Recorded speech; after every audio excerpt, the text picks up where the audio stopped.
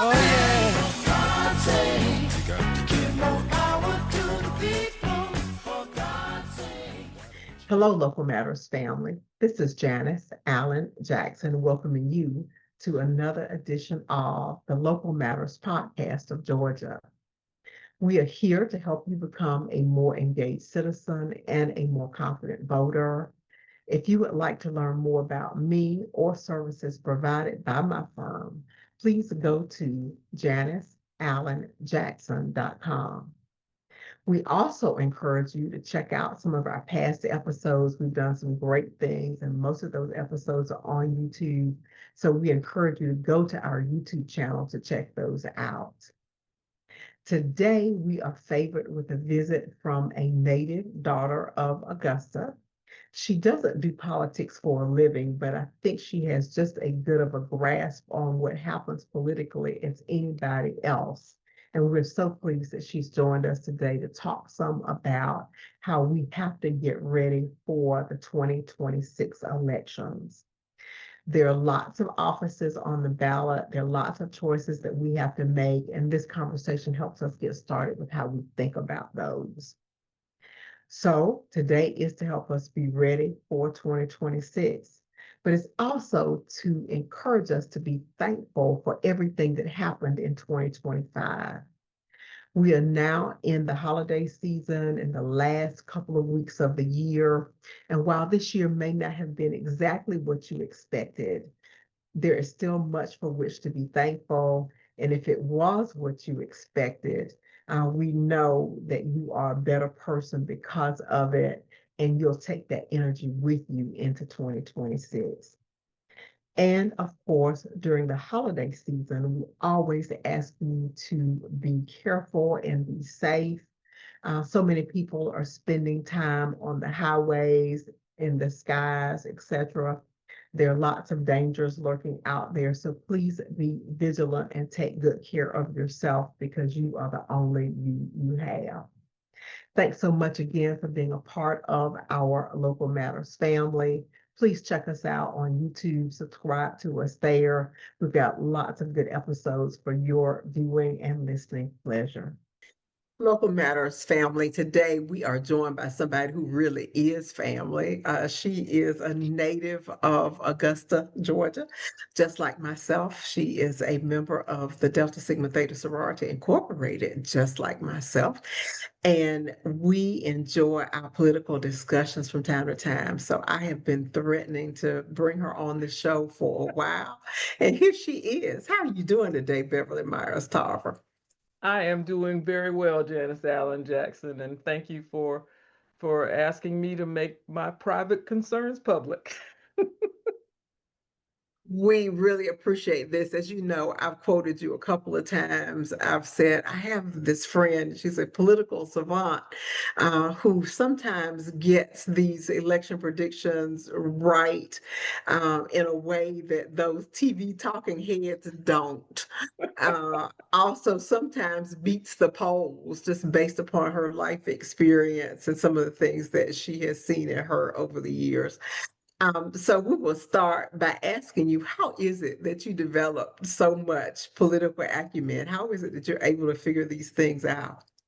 I guess partly, well, primarily because I grew up in a political environment. Um, my grandfather was on city council at one time, and my dad was on school board for a number of years, and my mother was truly a political animal. I know folks might not know that, but she was the truly political animal in the mix. And my children's father was in politics, so I've seen a couple of things, and I've lived a little, just a little bit.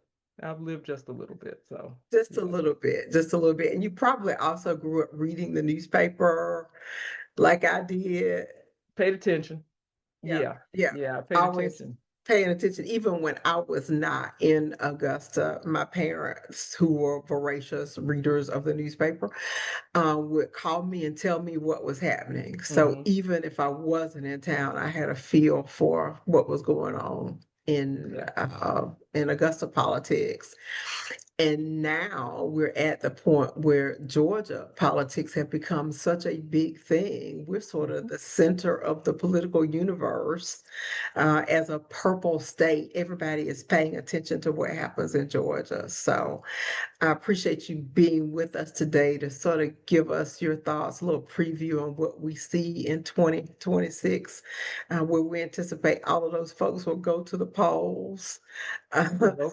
We only And hope. yeah, we hope. It generally turnout is pretty good. You think there's so much on the ballot locally in the Augusta area. You got Mhm. half of the commission seats, plus the mayor's race, which is already heating up. And then we've got the gubernatorial race, state Mhm. house, state senate, a U.S. House, and a U.S. Senate race. So I think there are lots of reasons for Mhm. people to turn out. Let's see if they see it that way as well, because there's just a lot of interesting things happening that I think really can reshape what is happening to a large degree in our country. So we're going to dive into some of those things Okay. today. First question as we talk about the gubernatorial race upcoming, it seems like everybody in Georgia wants to be the governor. I don't know what's going on with that. Well, Georgia, Georgia governor, I'd like to think that everybody who wants to be in political office, particularly those leadership positions like a governor who would be an executive of the state, thinks that they have ideas that can make life better for most Georgians. I would like to think that. Um, but as a realist, I also expect that for some folks who perhaps are declaring for governor at this point, they're looking to enhance their resume. Certainly to improve Georgia, I hope, but looking to move further along, or at least what they see is further along on the political spectrum. If you think that moving into national politics is a step up, I don't know that it is, because there's something about being in charge of a state as opposed to some of the other political offices, especially at the national level, where you don't have that kind of control. You don't have that kind of reach. So I hope that, as I said, most of the candidates who think that they want to be governor, and we don't know until everybody qualifies who's going to actually show up on the ballot. That's qualifies and gets through primaries, but certainly qualifies.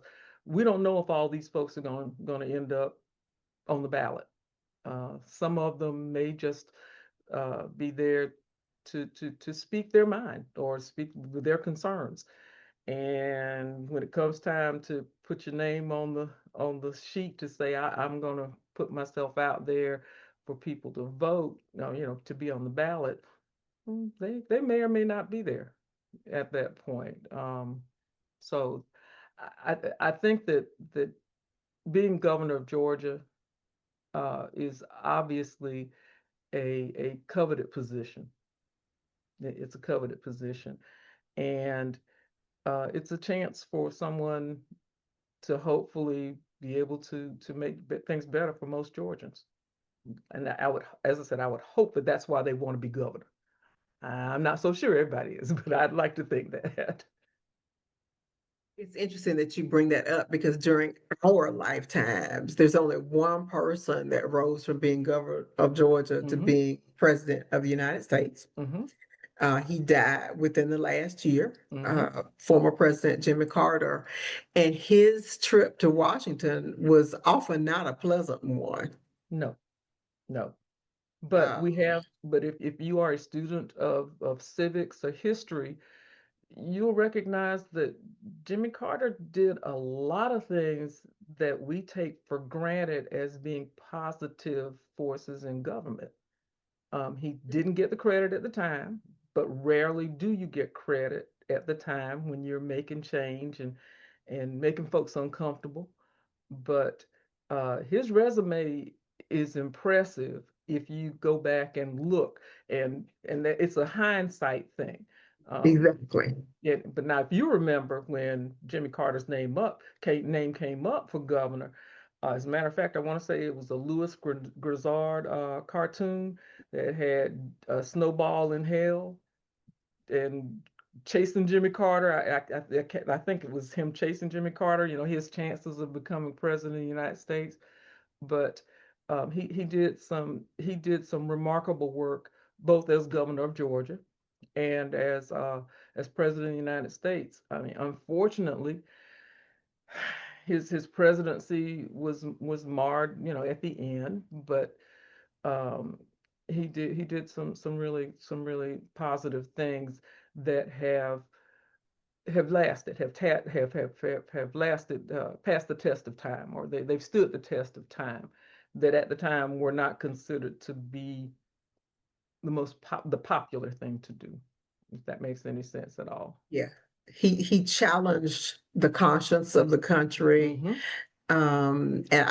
After he passed away, I did a little research because, we were very young back then. So I did Yes, do a we little were research. actually very young back then. We were teenagers back And then. not an exaggeration, but Yeah, yeah. yeah, we were actually teenagers back then. But yeah, I had to look, he told some unpopular truths. Hmm. He challenged people to think in ways that they didn't want to think. Hmm. And that didn't help him. He also never embraced the whole Washington insider business. And I think all of that hurt his perception. But if you look at what actually got done in terms of airline deregulation and some of those other things, he was very productive, and set the tone for the country that we have right now. Exactly. So yeah, there's definitely in the long run, there are things to be gained and things that we can say came from that presidency. But at the time, it was a rough ride for Hmm. him, and he went out pretty unceremoniously, largely due to some out of control inflation Uh-huh. and things like that, which is not unlike where we are today. The interest rate's Yeah. not as high, but the grocery prices have gone through the roof, and people are pretty unhappy about that. So we'll see how that unfolds. So folks want to be governor to do good. Some want to be governor as a stepping stone to something else. We've got, I didn't count before I started this. I didn't go look at how many people have at least put their names out there. As you said, they aren't on the ballot officially right now. But is it something like 14 people? Something like It's something like 12 or 14. I went out and looked earlier this week, to just to get a feel for where things were, and it was at least a baker's dozen. Let's put it that way. It's at least a baker's that? dozen, and some of the candidates appear to perhaps be one issue candidates, which I think you'll always find in a high profile election. But it was it was an interesting group, an interesting amalgamation of Georgia. Amalgamation of Georgia in and of itself says a lot. I was in a conversation a few months ago. I wound up getting in a conversation I didn't plan to be in. That happens. It's like they needed a few more people to show up, so I showed up. Hmm. And we were talking about the strategic planning process for the University of Georgia Hmm. and the marketing strategy for the college, and whether it is really something for every Georgian, or if it's something only for a few elite Georgians. Hmm. And you may have some perspective, since I think you have some kids that went to school at the University of Georgia. But we said, how do you market in Georgia? Because it's not one state. By my estimation, it's about five. Uh, so I'd make it even more than five. I mean, really, yeah, we have, of course, the five metropolitan areas, and the only reason I can reel them off is because I worked for the University System of Georgia for a number of years. You know, but you got Augusta, Atlanta, Savannah, Macon, and Columbus. I mean, you might add Albany, Valdosta, going up into North Georgia. Carrollton, maybe, that kind of thing. But we have not only different, we're in a, we're not a monolith. Not that any place is, but you got agricultural Georgia, you got metropolitan Georgia, you have and suburban and metropolitan are not. I don't see those as the same thing. You got No, they are. now and actually now a lot of folks say there are only two Georgias. There's Atlanta and then there's the rest of Georgia. I Yeah, disagree with that. Atlanta, not Atlanta, and that is offensive to me Hmm.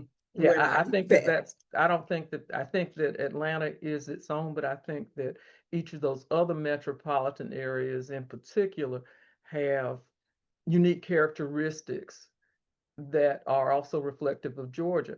And then you have rural Georgia, which doesn't get enough attention.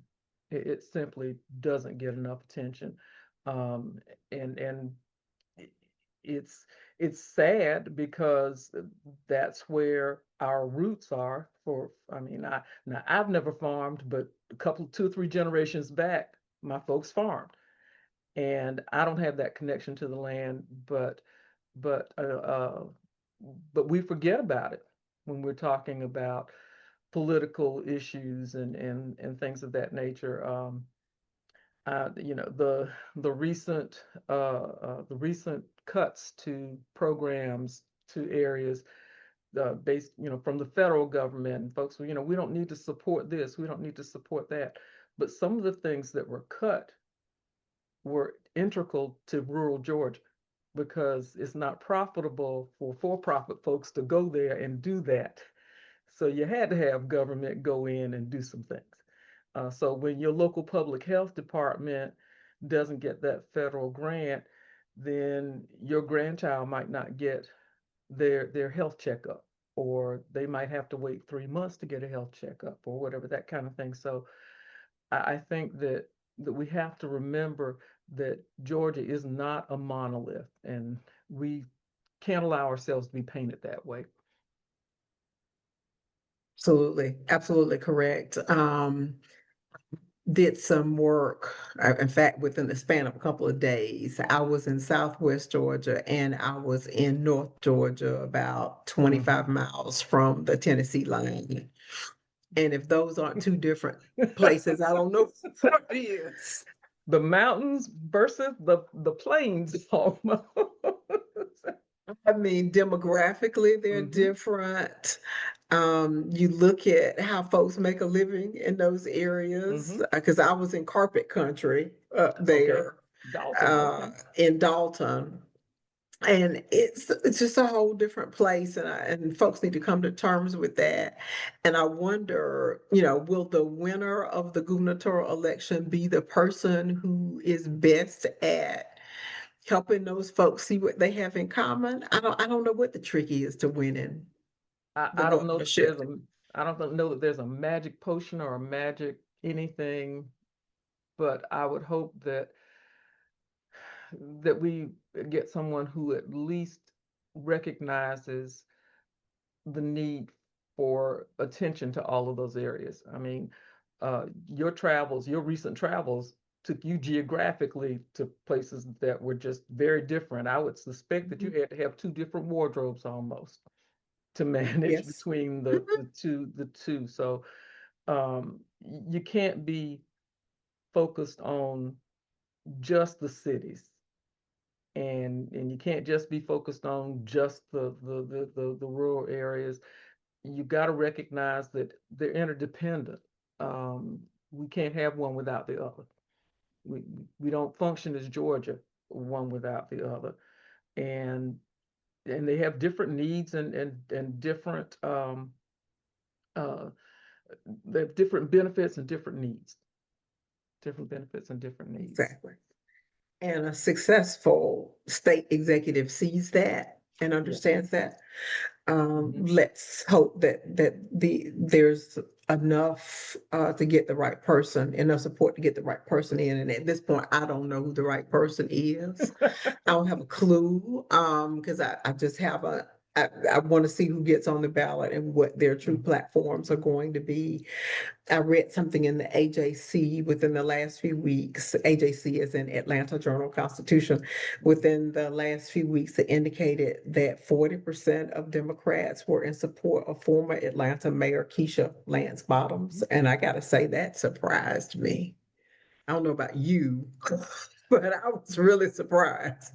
Well, it's early. Certainly, there is name recognition there. Mhm. Mayor Lance Bottoms, the one-term mayor of Atlanta, certainly has some experience that would be relevant from what I know of her. Uh, Whether or not 40%, it depends on what 40% of folks were surveyed. Surveys, as a student of political science and public administration, surveys have had challenges in the past few years. It used to be that everybody called a landline. And nowadays, you don't have the landline, folks. And many of us, and I'll say I'm guilty of it. If you don't recognize the phone number on your cell phone, you might not pick it up.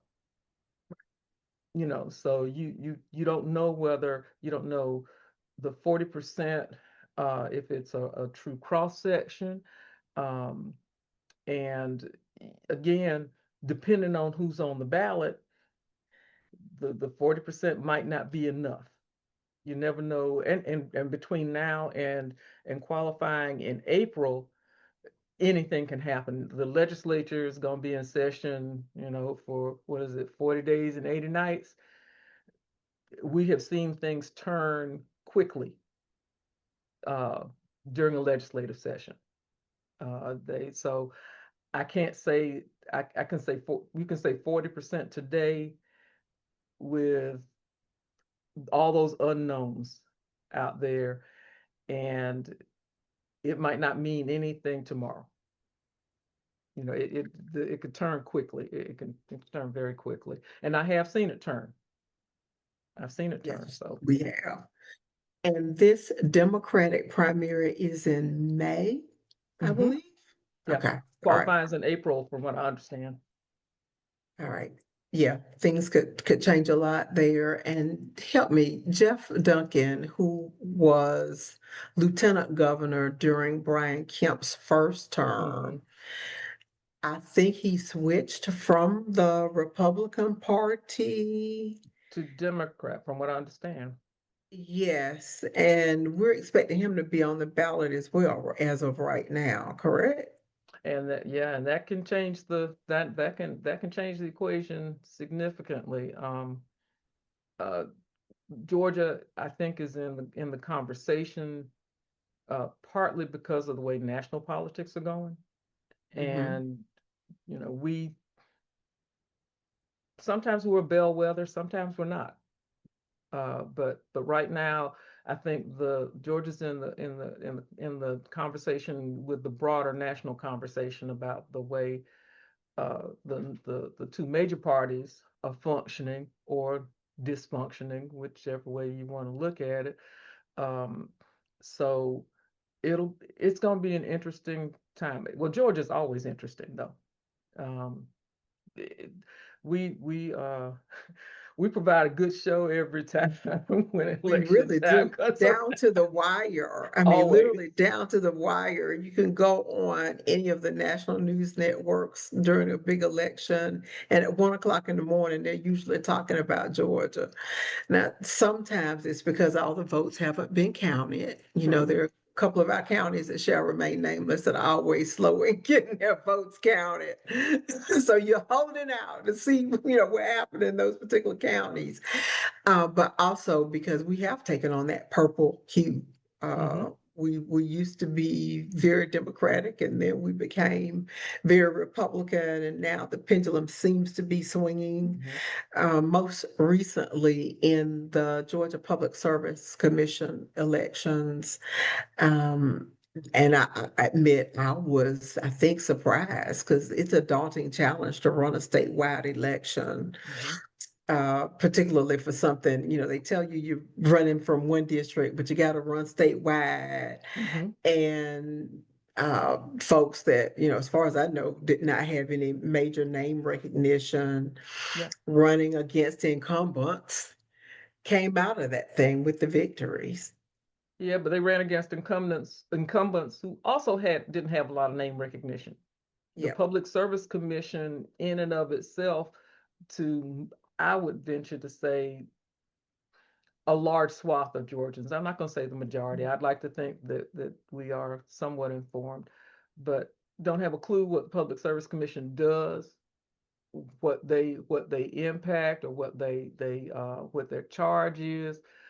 And the Public Service Commission, I think, was more of a personal economic election, where you're looking at your power bill, or if you're with the major power provider in the state, or one of the major gas providers in the state, or touched by transportation, as in trucking and that kind of thing.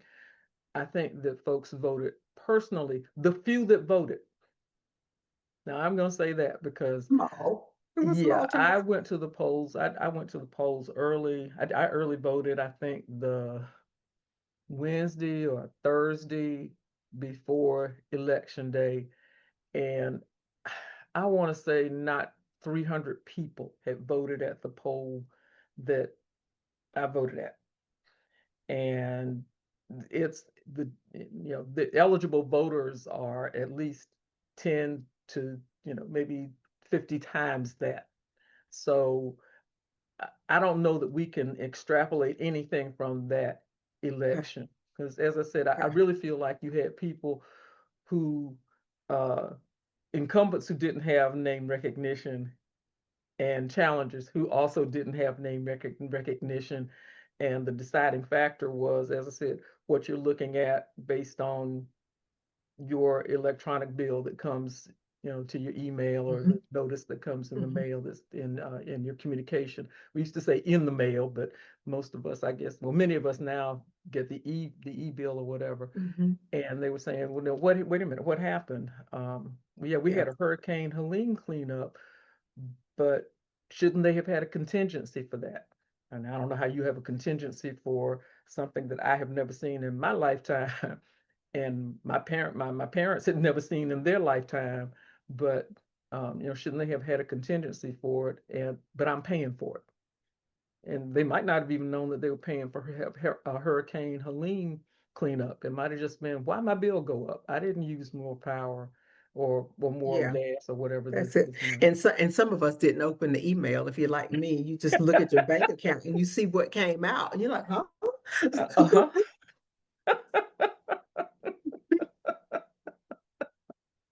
But yeah, Exactly. okay. You make a very good point there, which is, yeah, can we really call this a trend based upon the very low turnout and the very unique circumstances of a public service commission election? With that being said, there's one that's not unique coming up, and that Hmm. is the Senate race. Hmm. I promise you, I'm on YouTube a lot. Obviously, my podcast is on that platform, but also just because that's how I consume music and sometimes news. Hmm. It's at the point where, I missed something, I didn't record it. Well, I can go to YouTube. It's gonna be there. So my Exactly. phone's always on YouTube, and it seems like at least half of that time before my video will start, there is an ad from John Ossof saying, Hmm. "Hey, I'm the only Senate Democrat running for reelection in a district that was won, in a state that was won by Donald Trump. So I Hmm. need money. Send me money." Hmm. I hear it over and over again. Um, any thoughts on what his chances are for being able to maintain that seat? He is, I mean, he of course is an incumbent, and unlike the Public Service Commission, he does have name recognition, and receives a fair amount of coverage on national news. The shutdown put Senators Ossoff and Warnock in a national, on a national, more so on a national stage. Um, I again, it just depends on who's on the ballot with him and what baggage either candidate comes with as to whether or not whether or not, what his chances are.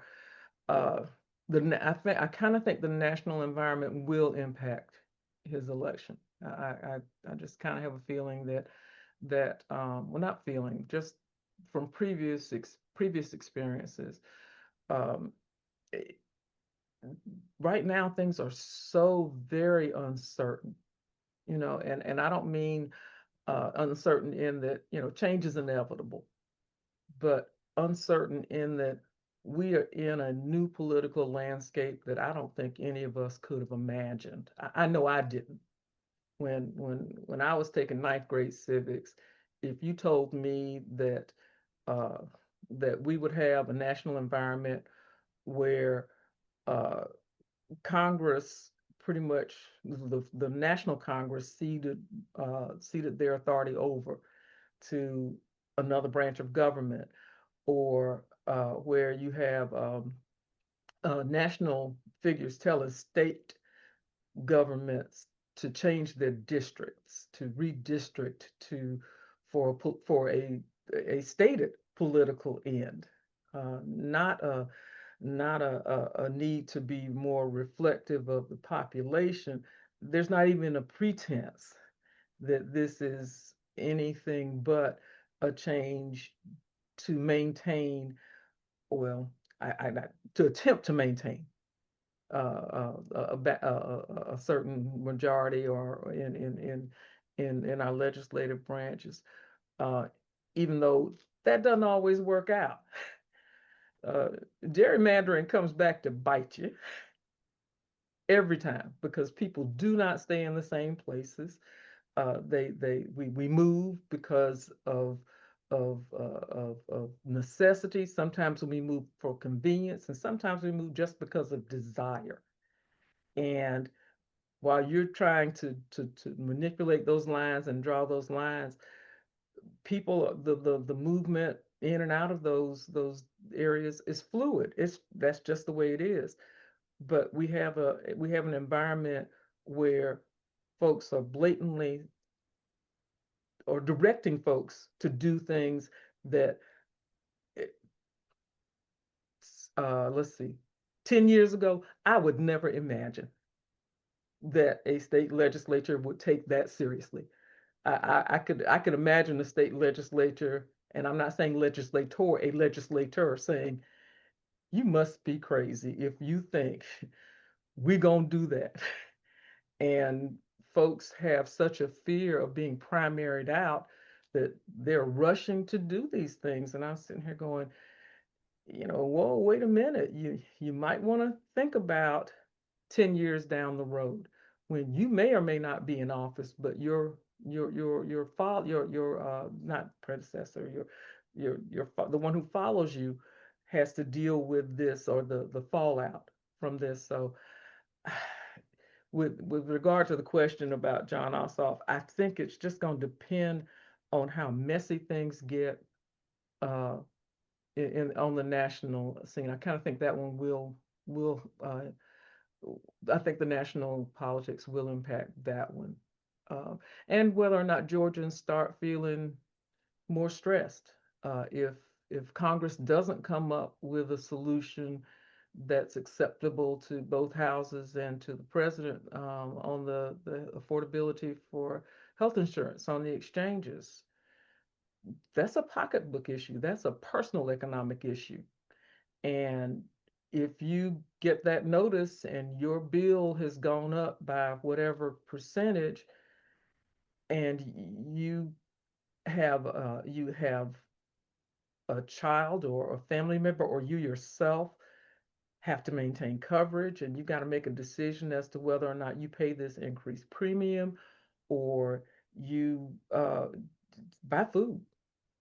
And some people may have to make that decision, and it's not a fair decision. It's not a right decision. Um, my contention is that uh, we don't have House or Senate members who have to make that decision. So As a matter of fact, during the shutdown, my question was, okay, well, what got shut down at the Capitol?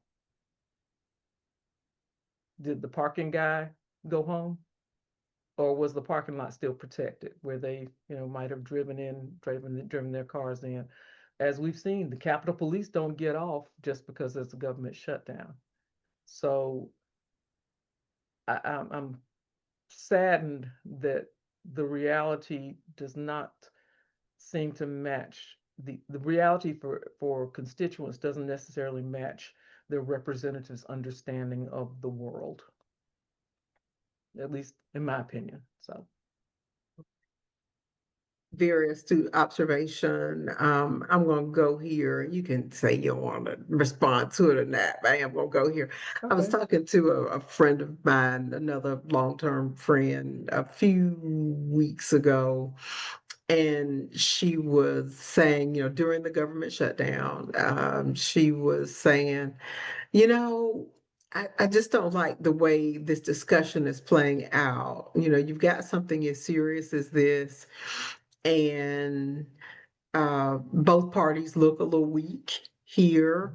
And her theory is that they are not as outspoken and not as demonstrative because there is just too much for them to gain from their positions in Congress, that they come in maybe with average wealth and they leave with 10 times more than that. There's not an incentive for them to really be outspoken or really risk anything, because they don't want to be in a position where they lose out on whatever financial benefits there may be associated with being a member of Congress. I don't know if I agree with that. Really? Go ahead. Yeah, it's expensive being a member of Congress. We don't think about it that way, but uh, for the most part, folks maintain two residences, Yeah. and it's tough on families. The Senate used to be a millionaires club, and when I realized what it took for them to serve, I didn't like it, but I understood why just everybody couldn't uproot themselves and their families and go and do that. And actually, an older millionaires club. The U.S. Senate Right. used to be a For really sure. old millionaires club And because an older male millionaires an club, to be more older specific. white male millionaires Hmm. club. Hmm. And with the House, it's hard to maintain. You can't maintain a 9 to 5 job and serve in Congress, No, it's no way. and you really can't maintain a private business unless you have exceptional support. Mhm. And everybody doesn't. Most of us don't have that kind of support. Most of us don't have it. Now, does that make it right? No. Um, but I don't know that it gives us the best representation. Um, I I hope that personal interest is not the sole or not the primary motivating factor for folks. But sometimes when you get comfortable with something, it's hard to let it go. So, yeah, I, I would hope that folks would not use that metric to determine their choices. I just maybe that's an optimistic perspective, but Yeah. I certainly hope not either. But I can't say I'm pleased with that whole shutdown business. Number one, I hate that it had to happen. Mhm. Number two, there are models to do better. I mean, a few years ago, the North Carolina state legislature, when they considered Medicaid expansion, they fussed about it for a while. They probably put off the decision making for a while, but they eventually decided to come together. Democrats, Republicans, liberals, conservatives, everybody Mhm. just said, we have people in our country who are suffering. Mhm. and people in our state who are suffering. They really do need medications at a decent price. They really do need access to physicians. Let's put our differences aside and let's make something happen for the folks who need it the most. And somehow at the federal level, they haven't been able to do what the North Carolina State Legislature No. did. And that is so disappointing to me. It's disappointing, but again, that's part of that new reality that I was talking about earlier. I can't. Uh, I remember when, well, in my lifetime, the first government shutdown. I believe Newt Gingrich led it. That was the first one in that I can remember, and I don't remember what it was about. I don't remember what the holdup was. I mean, I'm sure it was the budget and that kind of thing, but it I don't know that it served any real purpose, and I don't know that this last one served any real purpose. I, I'm disappointed uh, that you vote for someone to go and represent you, and I don't know that failing to address concerns that your constituents have is meeting the expectation, you know. And the national president has one vote, and right now it's not in Georgia. As far as I know, he's not registered in Georgia. Nope. Last thing I heard, he wasn't. So I want to say that with that being the case, what are you doing or working? How are you working for the folks that can actually vote for you? Um, or are you working for another constituency, perhaps that writes the check or provides some other type of benefit? I don't know, but primarily, what are you doing for the folks that vote for you? If you want to go back, you kind of need to be doing something for the folks that are going to vote for you, you know. And if you don't want to go back, then you need to step aside so that somebody who does want to do what people need you to do to make their lives better, then you need to do that. Well said. So, having said all that, having come from such political roots, would Beverly Myers Tarver ever run for an office? Not a chance. No, ma'am. No. I've been too close to it for too long. No. Mm-mm. I don't know, and frankly, I don't know that that's the most effective way. Well, I think that there are other ways to serve personally that would be more effective. Um, I kind of find I find elective office. I see elective office as kind of constraining. I don't. Very much so. Yeah, Very much so. And that's why I was shocked that Stacey Abrams ran for governor a second time. Did not expect her to get back out there. I Uh, did. you I did. did. See, I saw her as being much more influential outside the governor's mansion. And I agree. I agree.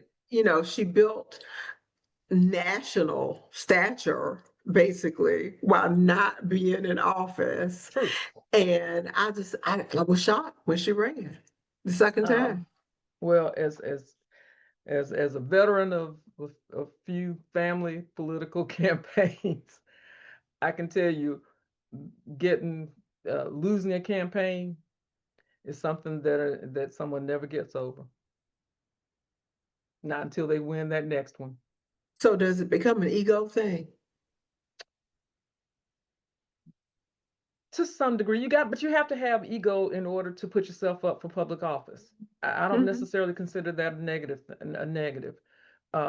If you don't have that feeling within you that you are the best person to represent this huge swath of people, or even if it's just your neighborhood association, you got to have a certain amount of ego to put yourself out there for that.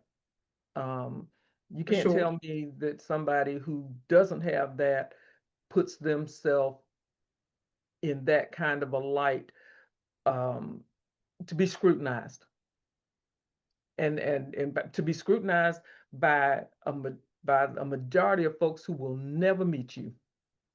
Right. And So some of them never done anything in their lives. that too. I mean, and some of them, uh, one of the legislators who actually went on to become an ambassador said, people are elected by folks who never meet them. The vast majority of the people, and I don't mean, um, I don't mean meaningful meetings where you have a conversation. I mean even just touching their hand in a rope line. The majority of the people who elect someone never meet that person. A little bit more time left. Are there any closing thoughts? Anything else you want to share with our listeners? Oh, oh goodness. Uh, I guess just that we need to we're gonna have to be vigilant. Now, the folks who are watching this are, I consider to be among the vigilant. And as we Mhm. come into the, as well, no matter when this airs, there'll be a holiday coming up.